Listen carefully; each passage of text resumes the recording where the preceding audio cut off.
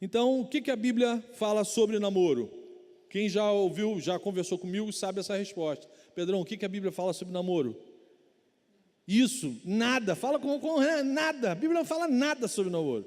Eu acabei de falar que o namoro é uma experiência ocidental. A Bíblia foi um livro escrito numa cultura oriental, onde a convenção ninguém tinha crise. A menina, à medida que ia crescendo, o pai já chegava para ela e falava: você vai casar com fulano daquela família tal. Ela, maneiro, pai, sem crise nenhuma. Não tinha aquela coisa assim: meu Deus, eu não conheço o cara, eu não sei se ele tem mau hálito, eu não sei se ele escova o dente.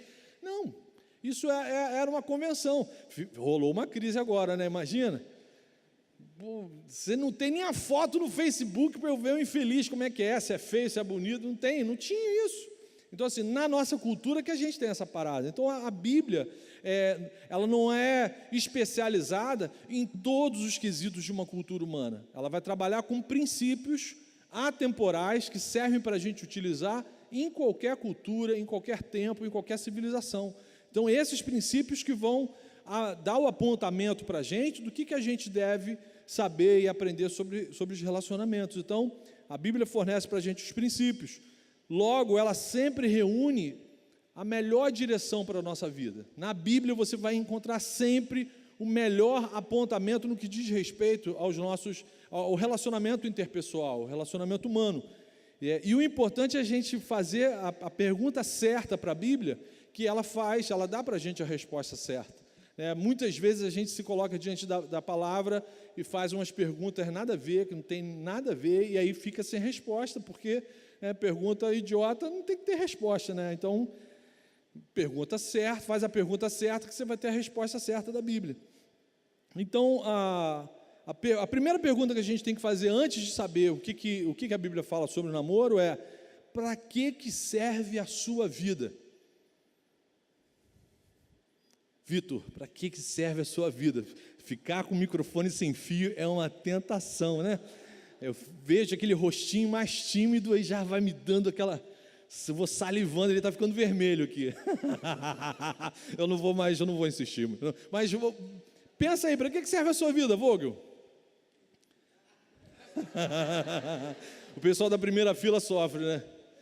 A vida da gente, a Bíblia fala que é para glorificar a Deus. Você foi criado com a função primordial de dar alegria para o coração de Deus, de você viver de uma tal maneira onde tudo que você faça na vida glorifique a Deus. É isso que está escrito no texto que eu pedi para você abrir, 1 Coríntios 10, 31, versículo 31. Marcão é bom, a gente vai ler só um versículo. Todo mundo achou? 1 Coríntios 10, 31. Assim, quer vocês comam, bebam ou façam, o que está escrito aí na sua Bíblia? Qualquer outra coisa, façam tudo para a glória de Deus. Então, meu irmão, com um versículo desse, você tem o princípio, você tem um apontamento para regular tudo na sua vida, tudo, qualquer setor. O que ele fala aqui?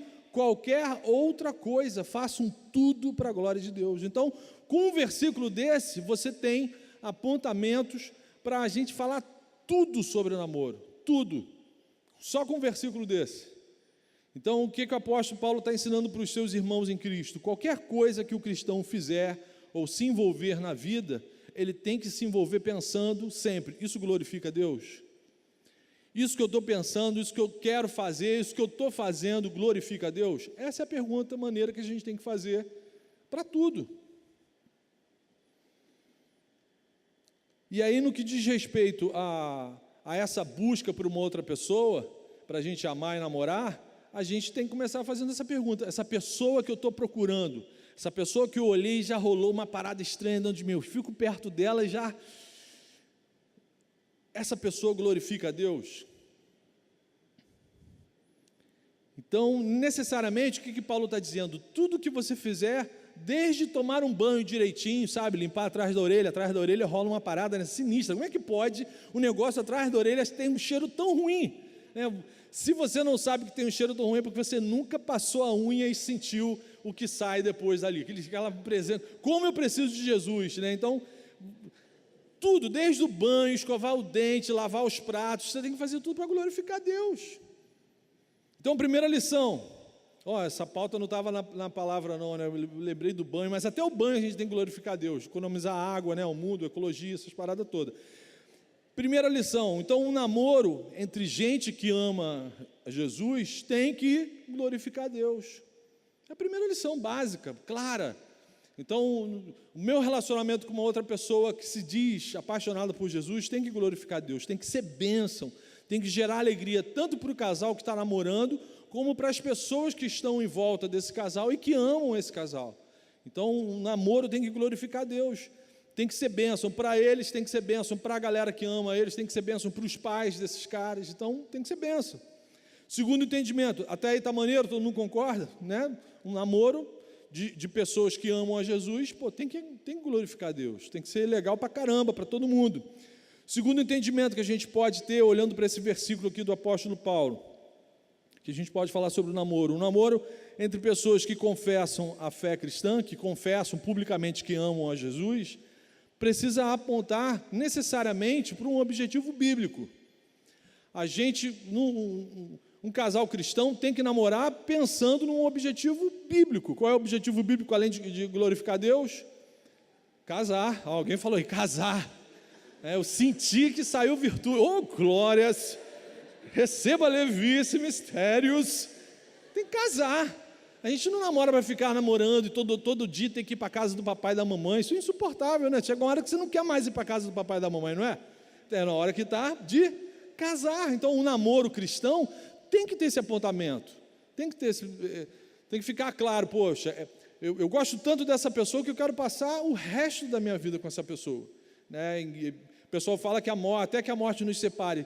Será que a morte tem esse poder? Né? O amor é muito mais forte que a morte. Então, o objetivo do namoro é culminar num casamento. Então, o namoro entre o rapaz e uma moça que confessam Cristo como seu Senhor tem que apontar para o casamento. Jovens cristãos jamais deveriam namorar para passar tempo. Estou fazendo nada, ela está aqui, você está do meu lado, quebrei aqui o negócio, e aí, já que eu quebrei o negócio, vou namorar. Então, um namoro jamais deveria ser para passar tempo, não pode. Isso tem que estar bem arrumado no meu coração. Namoro não é diversão, apesar de ser muito bom, não é divertimento. Envolve ali um outro ser humano, vida. Quer se entreter? Vai estudar, né? Vai ajudar seu pai a lavar a casa, capinar o terreno, limpar cocô de cachorro, né?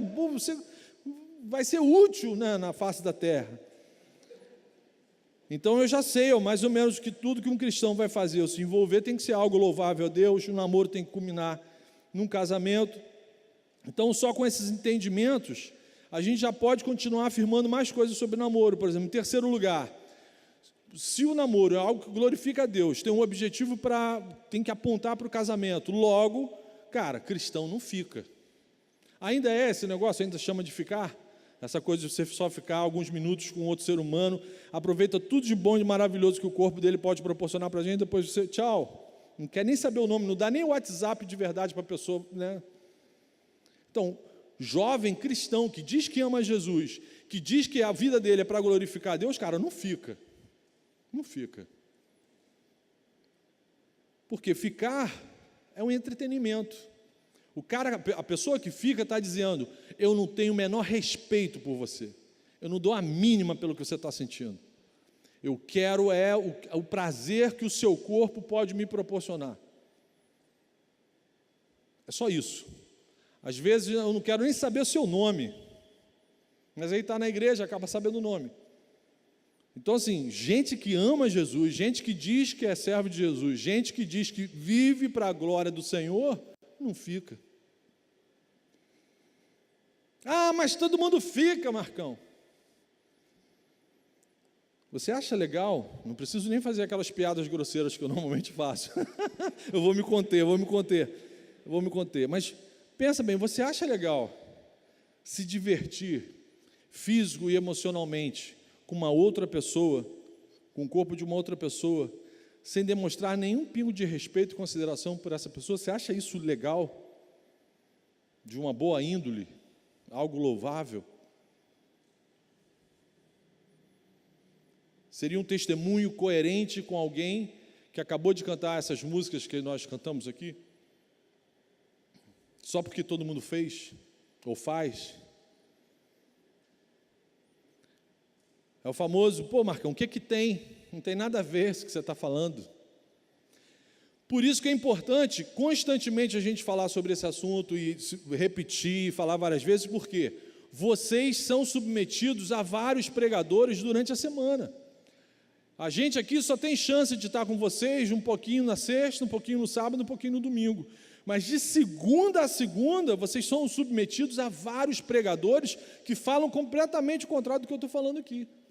Então, uma série de programas na televisão, uma série de conversas no pátio da escola, uma série de pastores que vocês têm contato durante toda a semana, mandando uma letra totalmente diferente dessa aqui. A ponto de muitos aqui dentro acharem, pô, isso que o Marcão está falando não tem nada a ver. O cara está na idade da pedra, o cara está em outro planeta.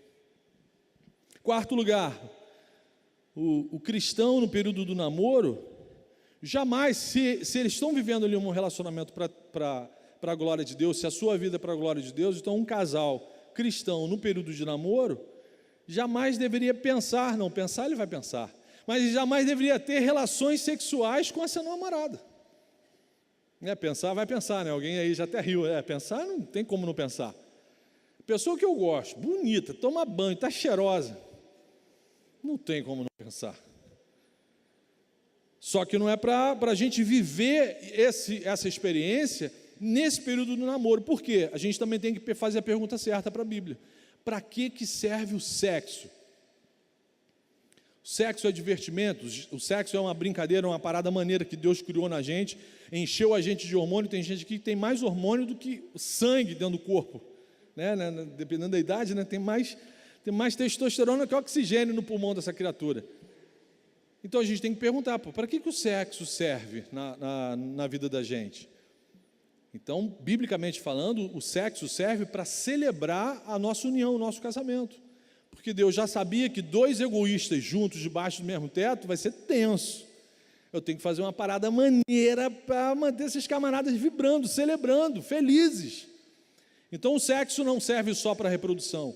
O sexo serve para a reprodução, mas serve para dar prazer, para gerar alegria para o casal, para gerar consolo emocional, uma série de coisas que não é para a gente desfrutar disso num momento onde a gente ainda não assumiu o quê? Responsabilidade, um pacto, um compromisso um com o outro. Casamento é isso, casamento é quando eu assumo um compromisso diante de Deus e com a pessoa que eu decidi levar para a minha vida. Aí Deus fala, cara, depois que você assume um compromisso, por isso está escrito lá, deixará o homem pai e mãe e se unirá à sua mulher. Tem uma ordem, tem uma cronologia. E por que Deus fala para a gente não viver essa experiência a qualquer momento? É porque Deus é moralista, é porque Deus é chato, faz a gente cheio de sensações maneiras, mas depois vem cheio de regrinhas bobas, tolas. Cara, Deus só faz isso para proteger a gente.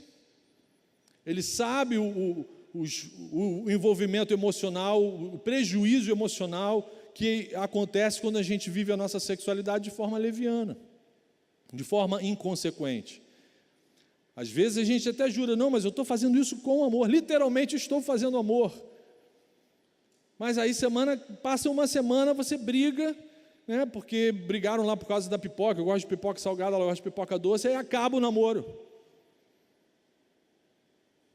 Só que as marcas, o envolvimento emocional, afetivo, as experiências, você não deleta, não é igual um arquivo de computador que você marca, aperta delete e acabou. Você vai levar essas experiências para o resto da sua vida. Só se você tiver um problema de esquizofrenia, né, alguma lesão neurológica, aí você vai esquecer. Do contrário, você não vai esquecer. Né, acidente de carro, perdeu massa encefálica, aí não vai lembrar de mais nada. Mas do contrário, você vai levar todas essas experiências e todas as experiências sexuais que você tiver com uma outra pessoa, você vai levar para o seu casamento. É por isso que a Bíblia fala, cara, antes do casamento, antes de você assumir um pacto com Deus e com a pessoa, cara, não faça isso, não viva essa experiência. Não tem nada a ver com moralismo, é por causa do seu relacionamento com Deus. E aí, biblicamente falando, a prática, isso está bem claro, a prática de relações sexuais antes do casamento é considerada um desvio do alvo, é considerado um pecado, é considerado uma impureza sexual. E aí a Bíblia chama, tem um nome bonito para isso, fornicação. Já ouviu falar? Já tinha ouvido falar? Foi, né, parado? Fornicação, que inesquecível o nome desse. Então, como que tem jovens, às vezes, no ambiente cristão, mas que ainda vive debaixo de pressupostos não cristãos? Pô, falar uma parada dessa que eu estou falando para vocês aqui no pátio da escola de vocês, a galera vai rir na cara de quem estiver defendendo isso aqui. É ou não é? Defender virgindade para se entregar sexualmente para uma outra pessoa só no momento do casamento. A galera vai perguntar, pô, você está falando isso porque você tem alguma doença, não é? Você tem algum problema. É lamentável a quantidade de jovens que insiste, por exemplo, pastor, onde que está isso na Bíblia? Eu quero o endereço, onde que está isso dizendo que não pode. Então, para você mandar um endereço lá para aquele seu amigo que sempre te pergunta isso, onde que está isso na Bíblia? Então, vou citar só 4 passagens daqui do Novo Testamento, na Nova Aliança, com Jesus. 1 Coríntios 6, versículo 18, fuja da fornicação. 1 Tessalonicenses 4, versículo 3, a vontade de Deus é que vocês se abstenham da fornicação. Atos 15, 20, abstenham-se das relações sexuais fora do casamento. Gálatas 5, 19, as obras, vem listando as obras da carne, relações sexuais fora do casamento, ou fornicação, dependendo da versão bíblica que você estiver lendo, vai estar isso tudo escrito. Então, faça a pergunta, lembra que eu falei de fazer a pergunta certa? Faça a pergunta certa para a Bíblia. Jesus, transar com a minha namorada glorifica o seu nome? Ainda falam transar? Eu já estou perdendo, vocês já perceberam, né? Por causa dos meus cabelos brancos, já estou perdendo o glossário, o dicionário que vocês utilizam para as paradas. Mas Jesus, vamos usar um linguajar técnico, copular sexualmente com a minha namorada glorifica o teu nome? Ó Pai, faça a pergunta certa. Aí, se você ouvir um sim, tem gente que ouve sim, né? Sim. Você ouviu um sim, sentiu um cheiro de enxofre, rolou aquela dúvida, aquele medo, corre e conta para os pais da sua namorada. Né? Você está falando um negócio que, né, Deus falou para você que glorifica Ele, então seja um sujeito homem, conte para o pai da sua namorada. Assuma o que você está fazendo. A galera não conta por quê? O cara não conta por quê? Porque sabe que no fundo a alma está dizendo para ele que aquela parada ali não está legal. Até Arthur, né? Até Arthur sabe que isso não está valendo. Então, muito provavelmente, isso não está glorificando o Senhor. Quinto lugar, outra coisa que a gente pode afirmar sobre esse processo de procurar alguém para a gente amar, é que um jovem que ama Jesus não vai conseguir namorar alguém que ainda não ama Jesus. Então, vou repetir. Nesse processo da gente procurar alguém para a gente amar e ser amado por essa pessoa, um jovem cristão que glorifica a Deus em todas as coisas, ele não vai conseguir namorar alguém que ainda não ama Jesus. Então, os jovens cristãos precisam se questionar se é algo que glorifica a Deus, se envolver emocionalmente, afetivamente, com uma pessoa que ainda não vibra quando está na presença de Deus.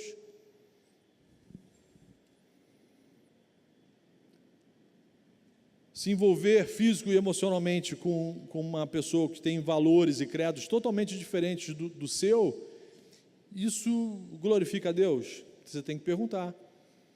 Aí lá na Bíblia a gente vai encontrar uma passagem bem clara do apóstolo Paulo em 2 Coríntios 6, dizendo que o jugo desigual não glorifica a Deus. Você adquirir, desenvolver uma sociedade, seja ela financeira ou emocional, com uma pessoa que ainda não ama Jesus, isso não alegra o coração de Deus. E aí eu quero chamar a atenção que a Bíblia aqui não está sendo preconceituosa com essa pessoa que ainda não conhece Jesus. Não, não é isso. Na verdade, Deus está mais uma vez exercendo cuidado com as duas pessoas. Está exercendo cuidado com você que diz que é crente e está exercendo cuidado com aquele que ainda não conhece Jesus. Como que alguém que ama Jesus, que diz que vive para glorificar a Deus, vai ter um relacionamento com uma pessoa que não tem a menor expectativa em glorificar a Deus? E você seria cruel se esperar dessa pessoa, se nutrir dessa pessoa, um entendimento e um comportamento de um cristão. A pessoa ainda não é. Então seria cruel da sua parte esperar de um não cristão um comportamento cristão. Agora, se uma pessoa que se diz cristã, que glorifica Jesus, que está amarradona cantando essas músicas aqui do Up, consegue namorar uma pessoa não cristã e não vê problema nenhum nisso, cara, você tem que questionar a sua conversão e o seu cristianismo. Que tipo de cristianismo é esse que você está vivendo que não gera crise em você?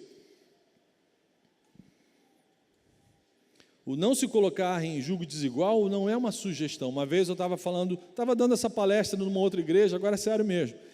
Aí um rapaz, olha que situação desconfortável, só pregador que passa por uma situação dessa.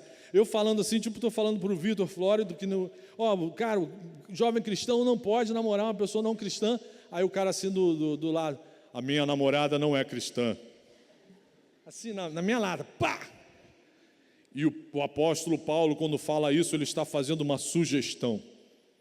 Falei, meu irmão. Aí é aquele momento também que o pastor tem que se controlar, contar até 25. Eu falei, querido, a Bíblia não é um livro de sugestões. A Bíblia é um livro... Ih, rolou um mistério lá atrás. Teve que traduzir. Depois manda o mistério para cá. A Bíblia não é um livro de sugestões, a Bíblia é um livro de imperativo, de ordem.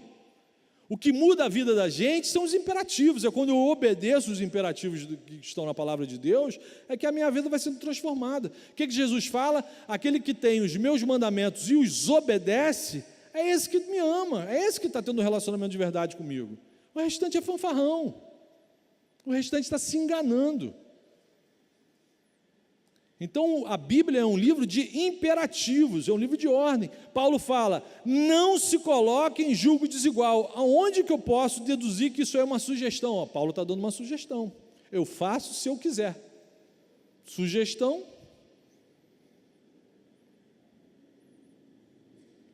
Então, com certeza, esse jovem que falou isso para mim, não estudou no curso Cavalcante. Porque se tivesse estudado com Clóvis ou com João, saberia interpretar texto. Né? Saberia a diferença de imperativo para sugestão. Merchandising da Oceânica. Você que ficou boiando sem saber o que é imperativo, o que é sugestão, procure o Clóvis no final da sessão. Então a Bíblia é um livro de imperativo, galera. Então pergunte-se sempre, namorar, muito mais do que uma pessoa ser ou não ser publicamente cristão, você tem que perguntar o seguinte, cara, essa pessoa que eu pretendo namorar, que eu desejo namorar, vai me deixar mais parecida com Jesus? Essa é a pergunta maneiríssima que a gente tem que se fazer. Pô, eu estou gostando dessa menina, eu estou gostando desse rapaz, essa pessoa vai me deixar mais parecida com Jesus? Porque aí você aumenta o crivo, independe de ser ou não ser cristão professo, ser ou não ser membro de igreja, batizado, essas coisas. Cara, que às vezes tem uma galera que anda aqui com a gente, que é batizado, mas que é fanfarrão. O fanfarrão não vai te deixar parecido com Jesus. E às vezes tem anos, desde que nasceu ele está aqui na igreja. Mas, pô, aquele alumínio também está aqui na igreja um tempão, essa viga aqui, ó. E essa viga não vai me deixar mais parecida com Jesus, né? Não vai. Esses exemplos toscos são didáticos, você nunca mais vai esquecer. Amanhã você vai entrar aqui, vai ver essa viga, vai lembrar, pô, o Marcão falou uma parada, nada a ver. Então é para a gente se envolver com pessoas que, assim, deem sinais claros de que ama mais a Jesus do que mesmo a você. Eu tenho que ter certeza que essa pessoa que eu estou afinzão, que eu estou amarradão, cara, ela não me dá dúvidas do amor que ela tem por Jesus. Isso é maneiríssimo. Ela tem que me dar sinal claro de que ama Jesus e que eu posso investir e sonhar e pensar em construir um relacionamento, um matrimônio com essa pessoa, porque ela é apaixonada por Jesus.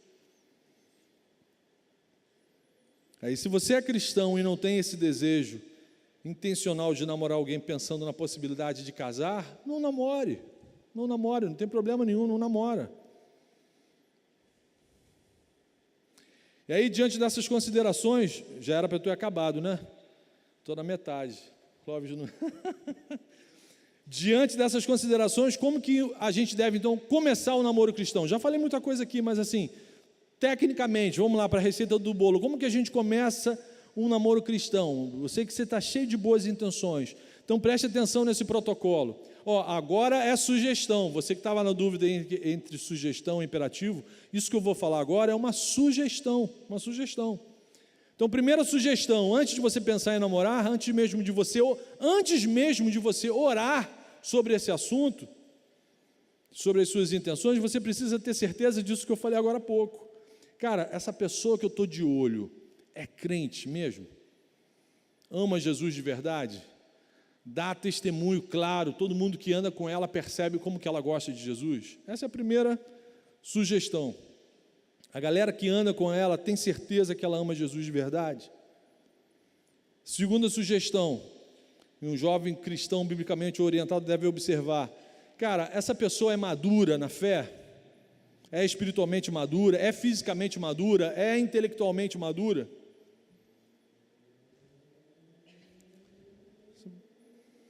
Pô, você vai namorar alguém vislumbrando um casamento. Aí você vai começar a namorar com 13 anos, com 12 anos. Quantos anos você vai levar para casar? Faz as contas aí. Nesse mundo mal, nesse Brasil mal que a gente vive. Então, 1 Coríntios, Paulo também fala o seguinte, irmãos, deixem de pensar como crianças. Quanto ao modo de pensar, sejam adultos. Tem muita parada que a gente precisa ser racional. Pô, eu vou começar a namorar essa menina agora. Pô, eu tenho 14 anos de idade. Pô, vou namorar essa pelo menos uns 10 anos, né? Até eu fazer uns 24, né? Entrar no mercado de trabalho, começar... Tem gente que namora 12, né, Clóvis? Não foi o caso do Clóvis, de um amigo que ele conhece, namorou 12 anos. Cara, maneiro. Mas você tem que se perguntar. Como é que está a sua comunhão com Deus? Às vezes a pessoa é maneiríssima, mas você é a pilha fraca da parada. Você tem que se avaliar, pô, eu sou bênção para alguém? Eu sou uma pessoa legal, eu vou ser bênção para a vida dessa menina? Você tem que perguntar. Às vezes você é o cara que tá ruim na parada. Então, outra coisa que você precisa perguntar, pô, eu vou namorar aí 10, 15, 20 anos. Pô, eu vou conseguir manter um namoro santo, sem incêndios sexuais, sem intercorrências sexuais até eu casar? É uma dificuldade, amiguinho. Se você é um ser humano normal, se você tem a quantidade de hormônios normais no seu organismo, e se a sua namorada é bonita, meu irmão, você vai sentir desejos sexuais. Umas 3, 4 vezes no dia. Às vezes o dia inteiro. Você vai arrumar, ou seja, quanto mais cedo você começar a namorar, pode ser que mais cedo você arrume problemas para administrar. Agora, se você respondeu positivamente a todos esses questionamentos, aí sim você começa a orar. Que isso, pastor? Que pastor carnal é esse? Só agora, quase no finalzinho da pregação que você vai começar a orar? Tem coisa que você não ora para perguntar para Deus, Deus, esse camarada não é crente, é ateu, vou orar para o Senhor abençoar. Deus não vai abençoar. Deus vai falar, pô, você... Oi. Então, assim, fez essas perguntas todas, está tudo dando certo? Aí você começa a orar. Senhor, estou gostando da pessoa X, ela parece dar todos os sinais de que é apaixonada pelo Senhor, parece que tem um caráter ilibado que agrada ao Senhor, e ainda por cima, Senhor, o Senhor fez ela estonteante, Senhor. Pô, muito obrigado, Senhor, ela é alucinante. Então, Senhor, olha só, vou chegar nela hoje e vou mandar a letra no final dessa reunião, beleza? Oração. Não é orar e fica paradão, não, é oração. Você ora, fala com o Senhor, está tudo maneiro, está tudo dando certo, eu vou partir para o... E aí, olha só, eu estava orando, falando com Deus, e depois da pregação do Marcão, eu estou aqui querendo trocar uma letra com você. Cara, é assim. Filipenses 4:6. Não andem ansiosos por coisa alguma, mas em tudo, pela oração e súplicas, apresentem seus pedidos a Deus. Você apresenta o seu pedido a Deus e vai lá falar com o seu pedido. Eu estou orando em função de um relacionamento com você, o que você pensa nisso? Primeiro você ora para pedir, Senhor, me dá coragem, Senhor, me dá, Essa para mim era a fase mais difícil, cara, quando eu tinha que chegar numa garota, era algo assim apavorante, não sei vocês, aqui é todo mundo descolado, mas eu tinha pavor, e o máximo que pode acontecer é não agora, aí se fala, não, eu vou pensar, aí já é bênção, sabe quando fala assim, não, eu vou pensar, já é meio caminho andado, já é boa, pela fé, o justo viverá pela fé. Então, falou não, eu vou pensar, meu irmão, já metade do jogo já está ganho. Então você vai orar, vai apresentar seus pedidos para o Senhor, mas já tendo um parâmetro legal, cara. A pessoa que você dá afim, tem dado sinais que é bênção. Então a oração vai agir. Eu nunca entendi, aí é problema particular meu, nunca entendi essas pessoas que ficam orando 2, 3 anos, a pessoa era adolescente, está na fase adulta, ela ainda está orando para ver se é da vontade de Deus namorar aquela pessoa. Meu irmão, aí Ricardão chega e leva a sua namorada embora, cara, culpa sua, cara. Cara, Deus não demora para responder as paradas. Agora, também, se você orou, pediu para Deus responder, aí você começa a namorar a pessoa e o namoro dura uma semana, que Deus é esse que você falou? Você começa, orou, ficou 1 ano orando, aí começa a namorar, o namoro dura uma semana, você é um fanfarrão. Você ficou com a pessoa e deu a desculpa de que estava orando, se durou uma semana, cara, porque alguma coisa não está legal. De repente a pessoa vai falar, Marcão, você não sabe, cara, o mau hálito que ela tinha. Aí bom, mas você conversa com o dentista, rola uma pasta de dente, mas você resolve isso aí. Então a oração ainda é essencial, mas se o pretendente não é crente, você não tem nem que orar, E aí, como que a gente vai ter certeza que é da vontade de Deus a gente namorar essa pessoa? Então, tem que ser crente. Segundo, as pessoas que te amam têm que abençoar essa escolha. Você precisa da bênção dos pais dessa pessoa. Se pai e mãe não tiverem amarradão nessa tua decisão, cara, a parada não vai render, não vai dar certo. Então, você tem que compartilhar isso com teus pais. Pai, estou afinzão de namorar a menina tal. Você tem que contar, pelo menos, com a simpatia dos seus pais nessa sua decisão. E vice-versa, os pais da menina também. Você tem que conversar com a sua liderança, com os seus pastores. Então, assim, cara, se você orou pela pessoa maneira, ama Jesus, você conversou com os teus pais, eles abençoaram o teu namoro, você conversou com os teus pastores, meu irmão, é da vontade de Deus. É da vontade de Deus. Você não precisa mais fazer igual o Gideão, molha a pele, seca a pele, leva para o sereno, tira do sereno. Não. Cara, se você seguir esse protocolo aqui, essa recomendação, essa sugestão pastoral, cara, você vai se relacionar com alguém que vai glorificar a Deus, que vai ser bênção para a tua vida. E aí, quem que deve iniciar, quem deve tomar a iniciativa do namoro? Meu irmão, aí você pode me chamar de troglodita, de ogro, unção do Conan. Cara, quem começa o namoro tem que ser o rapaz. Meninas, se nem para começar o namoro o cara serve, ele vai servir para namorar você? Minha irmã já fez lá. Não serve. A menina até, eu acho maneiro, você deixa a bola na marca do pênalti, deixa o gol livre, sem goleiro, sabe? Você prepara todo o ambiente para tudo dar certo. Agora, o cara tem que chegar. Mesmo que seja tremendo, mas o cara tem que... Inclusive para dar o primeiro beijo. Meu irmão, o beijo tem que marcar o início do namoro. Deveria ser ansiosamente desejado e, se possível, inesquecível. Eu lembro até hoje do primeiro beijo que eu dei na Islândia, na janela. Eu lembro da música que estava tocando. E só de casado eu vou fazer 28 anos, mais 6 anos de namoro. Então, assim, cara, óbvio, eu estava morrendo de medo de errar o alvo, de você dar o beijo, você treina na mão antes. Eu estava desesperado. Como eu beijei esse antebraço aqui, né? Mas você dá um jeito, não tem aplicativo para tudo hoje em dia? Então você tem que foca no caráter da pessoa. Tem gente falando em línguas aqui. E aí, durante o namoro, você vai prestar atenção o quê? No caráter da pessoa. Como que ela trata os pais, como que ela trata o reino, como que ela trata as outras pessoas. E uma outra sugestão prática: evite contato físico exagerado. Eu, particularmente, sou contra essa coisa de corte. Vocês sabem o que é isso? Esses namoro maluco que você não pode nem meter a mão na pessoa. Ah, estou namorando. Ah, não posso botar a mão, esqueci. Se para ter um namoro santo eu não posso nem ter contato físico com outro ser humano, cara, então é para não namorar.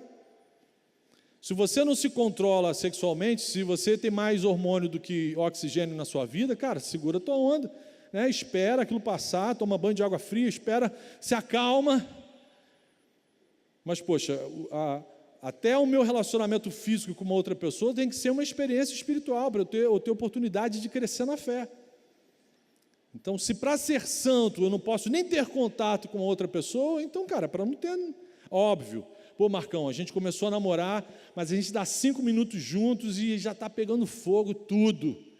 Então, se você quer continuar glorificando a Deus, se o teu namoro, você tem que ser bênção, aí você termina o namoro. Cara, tem que ser racional, tem que ser prático. Não é porque você esteja desgostando da pessoa, é que vocês dois precisam amar mais a Jesus do que a si mesmo. Então, assim, evita contato físico exagerado. Não se esqueça, o seu namoro tem que glorificar a Deus. Evita ficar muito tempo sozinho. Tenha um namoro social, onde você saia sempre com os amigos, onde você esteja sempre com uma galera. Quem fica muito tempo sozinho vai correr risco de levar uma pernada do próprio coração. Então, não fica muito tempo sozinho. Se vocês amam a Jesus, procure a todo custo evitar contato físico exagerado. Aí guarde essa frase aqui, ó. A única intimidade que um casal de namorados deve ter no namoro é com Jesus. A única intimidade que um casal de namorados deve ter no namoro é com Jesus. Com Jesus você pode ter a intimidade que você quiser. Por quê? Em Eclesiastes 11, o Espírito Santo inspirou o escritor a falar isso. De todas as coisas o Senhor te pedirá conta. De todas as coisas. De todas as coisas que você fez, que você vai ter que prestar contas. Não se esqueça, nosso propósito é glorificar Deus em todas as coisas. Assim quer bebais, comais ou façais qualquer outra coisa, façam tudo para a glória de Deus. Então, tudo a gente vai ter que prestar contas para o Senhor. Amém? Dúvidas? São 9h22, depois das 10 eu posso até falar, né, coisas mais pesadas, mas até às 10 horas não posso. Cadê o Fabrício? O Fabrício foi até embora. Ah, não, está ali. Não mandaram nada. O pregador é muito claro. Eu falei tudo com clareza, ou ninguém entendeu nada. Né? Eu volto aqui ano que vem. Alguém quer perguntar alguma coisa? Galera, vocês são mais de 100. Ó, a Emily já está se mexendo ali. Arthur, eu sei que está cedo para você começar a falar sobre esse assunto, mas...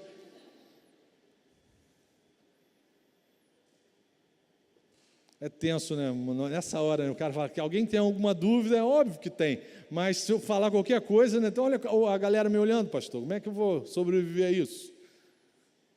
Daniel, lá atrás, alguma dúvida? Você acha que eu não presto atenção nessa galera lá? Testar, eu também estou de olho, Dou-lhe uma, dou-lhe duas. Ninguém, Clóvis, faz alguma pergunta? Pô, Marcão, já passou da hora. Pô, Marcão, para aí. Vamos orar então? Senhor, obrigado pela Tua palavra, Senhor. A gente reconhece a dificuldade da gente administrar, Senhor, as nossas inclinações, nossos desejos. A gente reconhece isso, Senhor, e a gente, humildemente, a gente pede a Tua ajuda, Pai, para a gente procurar alguém, se relacionar com alguém que, acima de tudo, alegre o seu coração, que seja bênção para a nossa vida, que nos deixe cada vez mais parecidos com Jesus. Então, ajuda a gente aqui, Senhor, nesse lugar, que o Senhor, de fato, encha essa moçada com o Teu Espírito Santo e que sejamos, de fato, Senhor, bênção para a vida de qualquer outra pessoa que tenha o desejo de se caminhar com a gente, de se relacionar com a gente. Faz assim, que todo mundo aqui, Senhor, seja gente que tenha o desejo de glorificar o Teu nome em todas as coisas. É isso que nós pedimos, em nome de Jesus. Amém. Valeu, galera.